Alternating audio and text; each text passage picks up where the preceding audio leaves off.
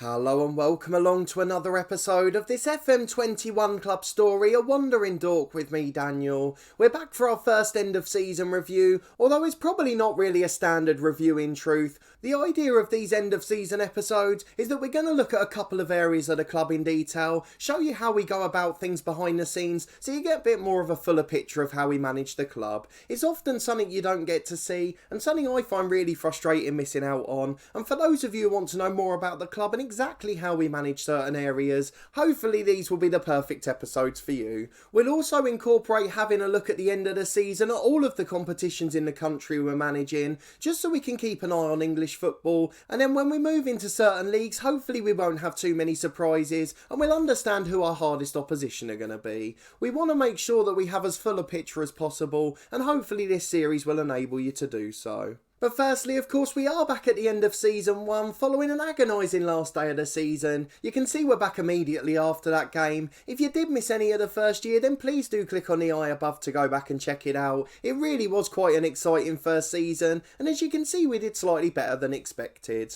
If you are enjoying this series with Dorking Wanderers, then please do put a thumbs up on the video, and don't forget to subscribe to the channel for daily FM20 content. We've got 5 episodes a week from this Dorking Wanderers save, and 2 a week from our beta series with Luton Town. At the conclusion of the first season in that one, we'll be switching to our second long-term story, the head coach. The results were 50-50 in our poll from our plans video, so the head coach will be starting in just a couple of weeks' time. So I hope you're looking forward to that one as much as I am, but let's crack on with our first end of year review. So today the main 2 things I want to focus on for you are 2 things that are very closely linked, and they're the perfect things to look at the end of the first season, as it's a squad that's not entirely our own this year. So we're going to have a look at our squad in detail, show you how we put together our plans for a summer window, and then we're also going to show you our scouting policy, so you can see how we work towards our transfer market activity and how we go about signing players. Of course, in this series we don't use the player search or staff search screen, and it's often one of the things I get the most questions about, so I hope this episode will be able to answer a few of those and give you a bit of understanding if you want to try a similar idea.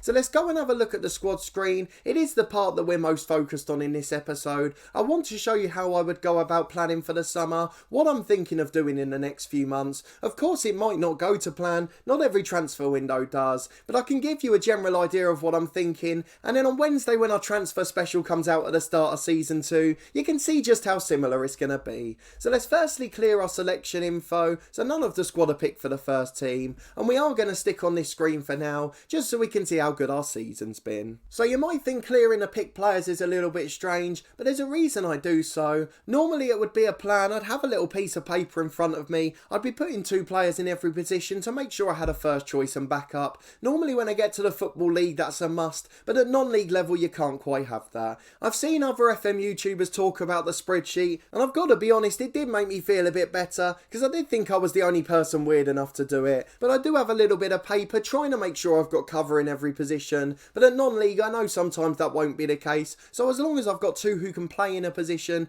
it doesn't matter if they're a dedicated backup. So a good example of that this season was Sami El-Abd was the backup left back for a while. He's naturally a centre half and was our 4th choice central defender, but he was also being used as our backup left back too. Much more through necessity rather than choice. He only actually made 2 appearances in the end, and thankfully we got a better one towards the end of the year, so we didn't have too many problems in the end. But the initial thing I'll do on this screen is just have a look at the average ratings for the year, see if there's any one of the regular first teamers who stand out as a poor performer. On this instance there's not actually too many poor ones. The right wing's a little bit of a problem, just 7 and just under for the 2 regulars there. Up front we've done really well, though Buchanan's average rating isn't great, and the main thing I'll be looking at then is which backup players aren't quite cutting it. So the likes of David Ray, I know he only played 1 game, he's obviously got a really poor rating. Langan wasn't great for us when he played, and left back is certainly a problematic area. So we're going to have to look at those areas in the window, and also the players that aren't good enough, and to do that we then go and look at the reports to see if there's anyone else who stands out. So at this stage I've made my piece of paper with all the players who I think are going to be here next year, and then for your benefit I'm just going to go and pick the rest of the players now, the ones who I don't think are going to be involved in the squad. So there are some more that I'd be willing to let go beyond this, but these are the ones that I definitely don't need here, so they're definitely going to be leaving in the summer, whether it's not offering a new deal or transfer listing them for other clubs. So David Ray's obviously the first one of those, Sami El-Abd is definitely going too, Paul Konchesky I'm definitely going to to replace him, though I think he said he's going to retire as well, so it wouldn't have mattered either way, though we'll have a look at keeping him as a coach. We've got Niall McManus, who's going to be leaving the club, Luke Moore, who's been transfer listed half a year, Akpapire I don't think's good enough, we wouldn't mind keeping him as a fifth, but I probably won't. Luke Rawson's loan's going to be ending, we're not going to get him in again, and Lewis Ramsey at right back, we've looked at him on a free, but he wants so much money we know that's not possible. So all of those players will definitely be going. We've also got some youngsters like Bailey, Kavanagh and Ellis. They're not going to be first choice players next year, but we don't mind keeping them in and around the squad. We've certainly got no complaints about them developing here. So of course you can see from this screen here that is going to reduce the squad slightly. I would normally move them to the under 23s, but I'm not going to do that on this occasion. We're also then going to look at the two loanees that are left. So Lopez and Whelan I'll keep a note of. As soon as the transfer window opens on the 5th of June, they're players that I'm going to try and loan in again. If we're not able to get them, then so be it. Someone like Tom Whelan, for example, out of contract at the end of the year, so it might be that we go in for a free transfer for him, or maybe we have to focus on trials. So my next step in the process is then to go to the contract offers, just so we can see when these guys are going to be out of contract. So Connor Langens this year, he's a player that's sort of on the edge for me. So considering that he is now a backup player, we're just going to see if we can offer him a new deal. If he wants a lot of money, or at least the same as this year, then we'll probably let him go on a free. So if we negotiate the deal, he wants to earn a wage weekly still. Ideally we want some of our backup players to be on appearances only. So for that reason we're going to add him to our list, and we're going to let him leave at the end of the season. With the others I'll go through the exact same process, so I've looked at Harris, McShane and Briggs, all of those willing to accept pay-as-you-play deals, so we'll go and offer those off camera as well. We've got Freddie Grant and Hale Brown, who should be key players next year, but they're currently on pay-as-you-play deals, so they're two that we're going to focus on offering weekly contracts and try and replace the way we're paying our wages. We want our first teamers on set wages, so we know we can get money back for them, and then our backup players are ones that we'll try and get on pay-as-you-play, so we don't have to give out too much on wages. Then the youngsters that are on just a few quid a week, they can go on as our substitutes in matches, and it means we won't be spending as much on appearance fees, and we can try and sort out the financial mess at the club. So the last one that leaves on contracts is Elliot Buchanan, and we've got a bit of a problem with him at the moment. He wants to be an important player, and I'm so sure he's only going to be a backup next year, so we'll try and reduce that to regular starter, and he's not willing to do it. So I'm afraid at this stage Buchanan gets added to the list, even though he's someone we would have liked to keep. He's 30 years old, he's only going to be a backup, so we can't increase his wages or make him a first team player. We know he's only going to be a backup next year, as at the very worst we'll have Pryor and Lopez. Even Akpapire is nearly as good as him now, so we do get to think then if we can't bring in a replacement, do we take Akpapire off our list? All of those things we have to consider in the summer, but we'll worry about that after our initial transfer phase. Of course, the slight anomaly, as we've mentioned a couple of times this year, is there are two players in the youth scenes as well. I think they're both in the under 18s, are they? Let me just go and have a quick look at them. It's this young striker, the 18-year-old, and a central midfielder, Josh Taylor. Both of them earning $3,800 a week. We presume because of a bug as guest players. They're both going to be leaving and taking off half the wage bill with them. And with the few that we've transfer listed to, we could have about 10 grand a week free. Now, looking at the finances of the club, we certainly don't want to be spending all of that. They're losing about 50 grand a month here. We'd expect to lose a little bit in non-league level, but the financial status is insecure. So really I want to keep the wage bill down to 10 grand a week and leave the extra 5 to mop up some of the loss. Ironically, the club are still giving us a transfer budget. I have no idea why the board are doing that, and we are going to manage within our budgets from next year, as we won't be spending half of our wages on youngsters. We've also come to the difficult decision with our youth team as well. The under 18 youth candidates, we're going to let them all go, even though we're a couple with half decent potential. They were only going to reach this sort of level, and by the time they reach the first team, we're going to be much higher up the pyramid. So I don't want to risk getting into debt over average youngsters, so as a result we're going to let them all go and find other clubs, as we won't be able to help develop them anyway. So that gives you a bit of an insight into the sort of 3-step plan we do for the squad. We look at the average ratings, we look at the assistant manager reports, and then we go and look at the contract screen, and this is where we sort things out at non-league level. Of course, once we get into the EFL and higher, that's where we start to look at the people who have out of contract in a year's time, something you can't really do at this level, particularly with the financial mess we're in. So as a result, we just deal with the ones at the end of this season, and we'll deal with the next lot when we get to January or February. It's very unlikely that clubs outside of England are going to come in for them, so we're unlikely to lose them on a free, and it means as we're able to delay their wages, it often means they'll accept lower contracts too. So that's the first part of this end of season review. The second one is going to be the scouting screen. I just want to show you how we go about scouting players during the season, the way we try to bring in youngsters and find players, and how we focus our development. So if we remember from the club vision, we're supposed to be signing players under 23. The board are delighted as we've done that this season, but let's show you how we go about it. So throughout the year, we obviously get scout reports in this screen, and we get a news headline every time we get 20. When we get to this stage, particularly with youngsters like this one, we just go and scout the players throughout the season. You can see there's some youngsters we've been scouting already, particularly those who are youngsters out of contract. So when we get those messages on the home screen in our inbox about the 10 players that are going to be released, youth players leaving Premier League clubs, we'll go and get our scouting team to look at them.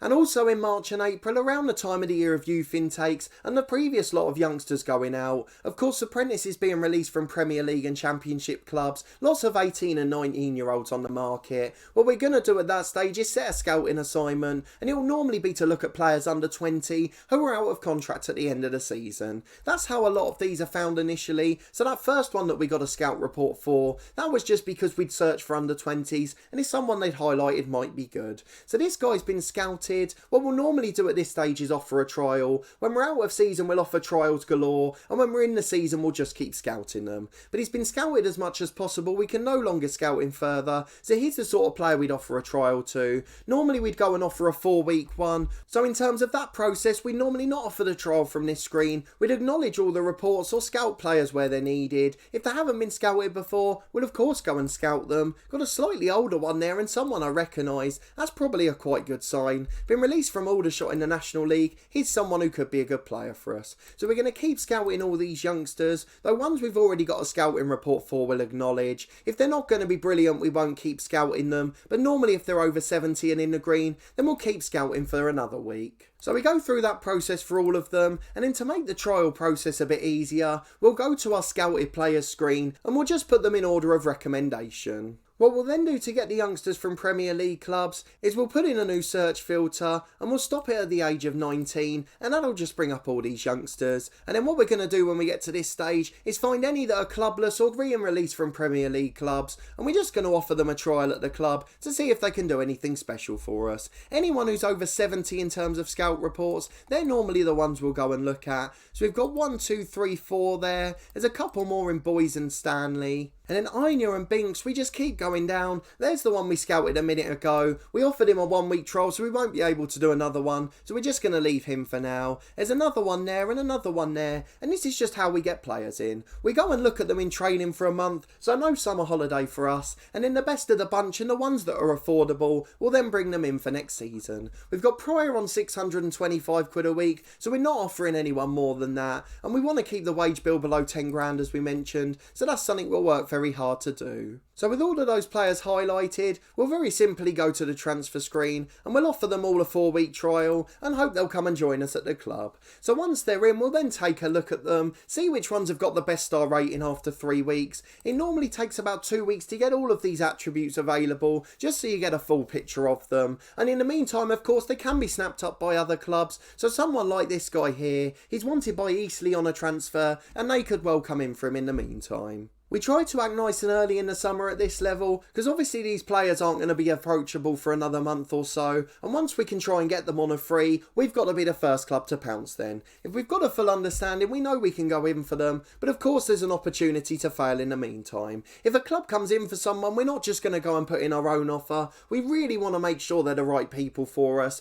and a lot of them will come in and will never be able to afford their wages. So these top two here, who stand out by a long mile, 91 and 89 for recommendation, I'll be surprised if both of them will join for good money. We might have to wait a little while for that. So what normally happens is we have them on trial for 4 weeks. After 2 we've got that full scouting level, and then we try and offer them a deal and they want a bit too much money. Normally in the last week of their trial they'll reduce their demands very slightly, and that's the time we can often take advantage. But sometimes they have to leave the club first and be released on a free before they're willing to discuss terms. Some of them think they can do a little bit better, and it really is the most realistic part of Football Manager. So they say they want loads of money, or they're not willing to discuss terms at the moment, and we have to wait for for another month, and if there's no interest then they'll normally come back to us. So it is one of my favourite parts of non-league level, and why I enjoy the summer transfer window so much, and I hope that gives you a bit more of an insight into how we manage things and try to prepare ourselves for the best possible transfer window. So I don't want to skip on any further, just in case I ruin some of the transfer window for you. We'll be back with a special on Wednesday at the start of the season, where of course we'll have a massive overhaul to the squad. We've got nearly a full 11 of players we want to go out, and there may be one or two more if we can get better replacements in. So it promises to be a really busy summer at the club, and a complete overhaul as we make it our own. We've had a lot of players that we managed in the first season, those who aren't really our sign-ins. We've inherited them and they've come from the lower level, and some of them just haven't made the grade at the step up. We've got a few older heads we need to get out as well, and a couple who think they're better than they are, so the likes of Buchanan will be leaving as a result, and it means we'll have to replace some of our first team too. But what we are going to do before we finish the episode is skip forward just to look at the end of season competition screen, just so we can see how English football's gone, as I've had a brief look on the way along, and there's a couple of potential major shocks in store. So we'll go and have a look at those in a second, but in the meantime, if you did enjoy that insight to transfers and our squad selection, please do put a thumbs up on the video. I just wanted to show you in a bit more detail how we manage these summers and how we try to work at non-league level. We want to make it financially sustainable, and although it means we'll miss out on some of these youngsters, we have to give ourselves the opportunity to sign all of them, and then we'll just work down if we don't get our targets. So once we've gone through these 70% recommendations and above, and we've offered as many as we can reasonable contracts, if we've got positions missing, we'll go to our director of football and we'll ask him if it's possible to get any loanees.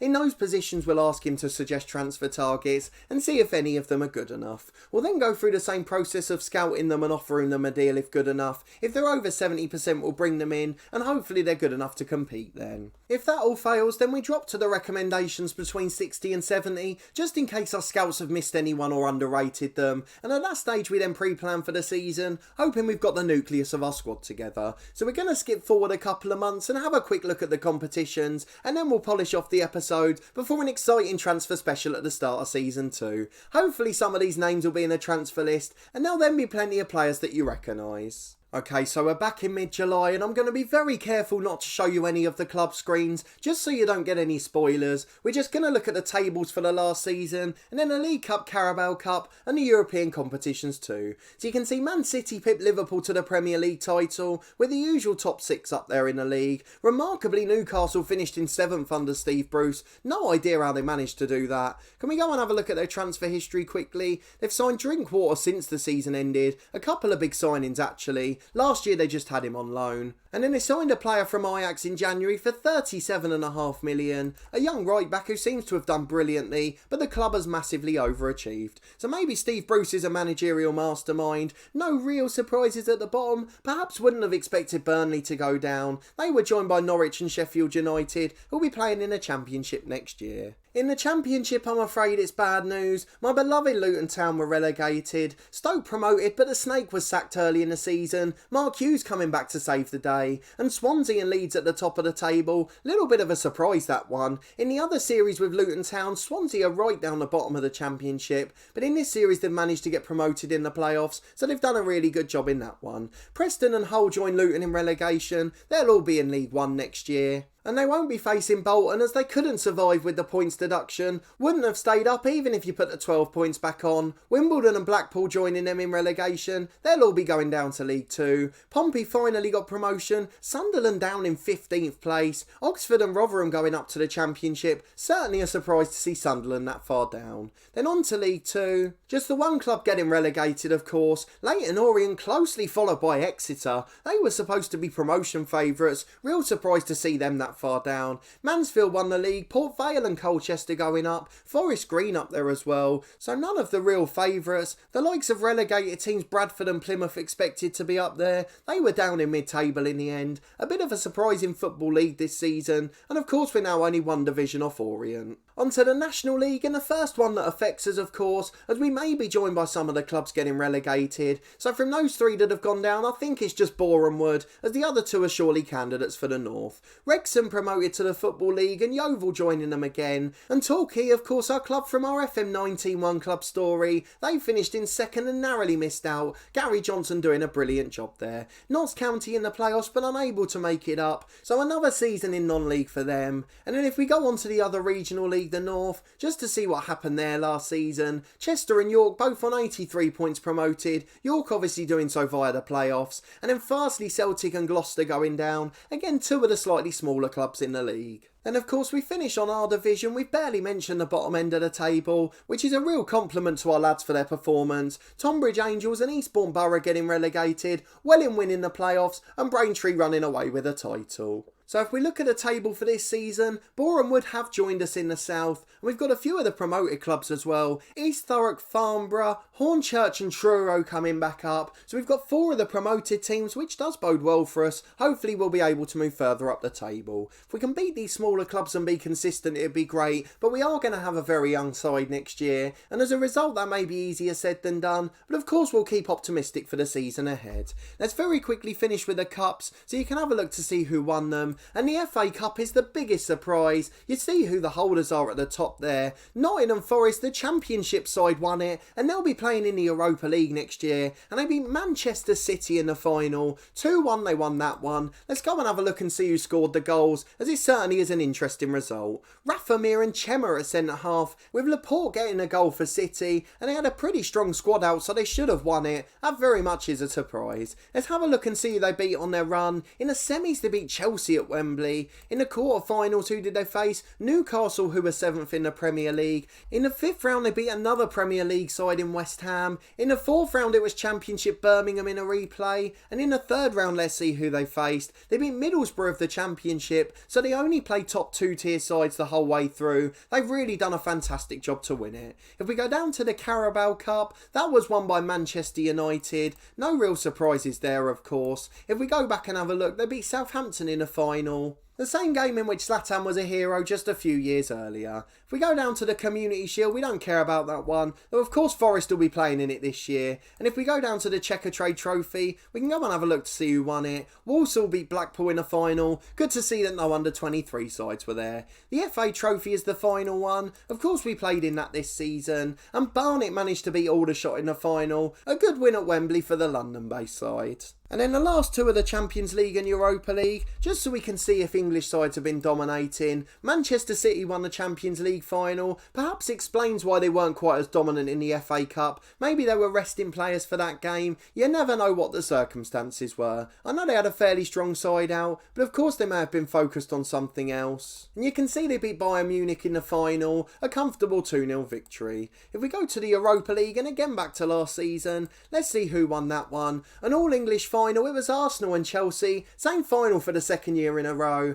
but this time Arsenal prevailed on penalties. They won it after a 1-1 draw. So certainly an interesting season in the English League pyramid, although they're dominating very much in Europe, which is often the case when you've only got the British leagues loaded. We're not too surprised by that, but I am surprised by some of the promotions and relegations and some of the teams that are just sat in mid-table. But if you did enjoy this end of season review and the in-depth look at our squad and transfer policy, please do put a thumbs up on the video. Let me know in the comments what you'd like us to look at next year. Of course it will depend on things that happen in the meantime. The first time we get a good youth intake, we will look at the development centre and particularly our style of training and choosing tactics. Or it may just be a little niche thing you want us to look at in more detail. If you've got any requests, then put them in the comments below. Subscribe to the channel for daily FM20 content, including 5 episodes a week from this Dorking Wanderers story, and then 2 a week from our beta save with Luton Town, which will conclude at the end of the first season. At that point we'll start our second long-term series, The Head Coach, a familiar one on the channel, a journeyman story combined with the Director of Football Challenge, and I cannot wait to get started in that one. I've already recorded the first couple of episodes and I can tell this year it's going to be a cracker. But a massive thanks for watching this one and your continued support of the series as always. I really do appreciate it, and I hope to see you next time for another important episode, as we'll have a big transfer special to start the season.